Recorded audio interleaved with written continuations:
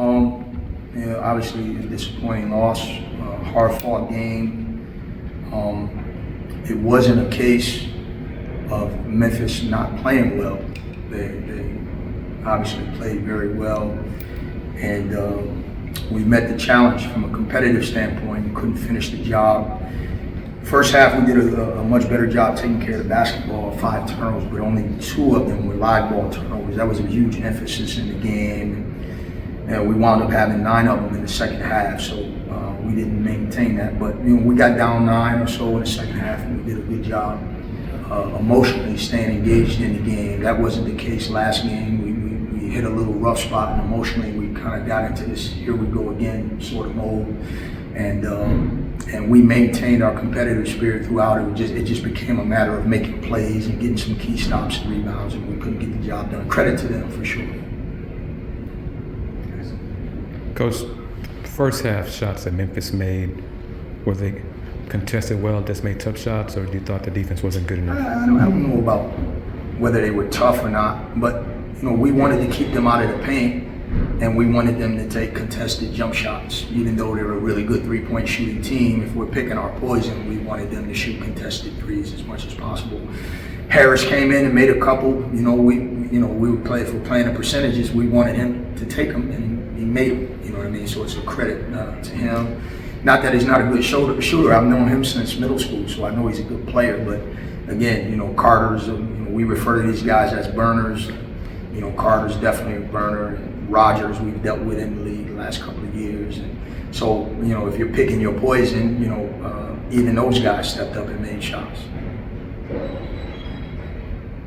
What are your thoughts on the atmosphere in Tudor's today? Loved it. I think the players loved it too because they couldn't hear me, so it helped them ignore whatever I was saying.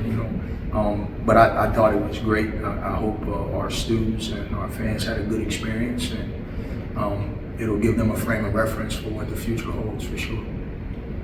Trey mentioned no more victories, but what do you take from a game like this against a team of that quality?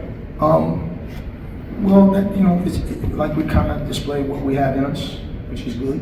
Sometimes when you're struggling, you could forget that you're good. If girls keep turning you down, you might forget that you're handsome.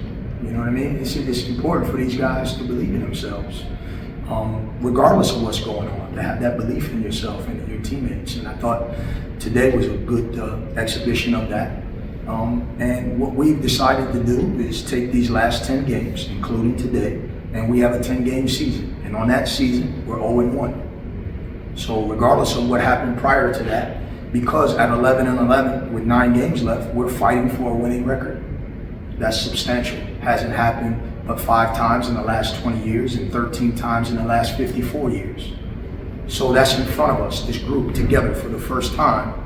That's otherwise you wind up wallowing in the streak or whatever. But if you look forward, and they played today like they're looking forward. So tomorrow we come to practice and we build on that.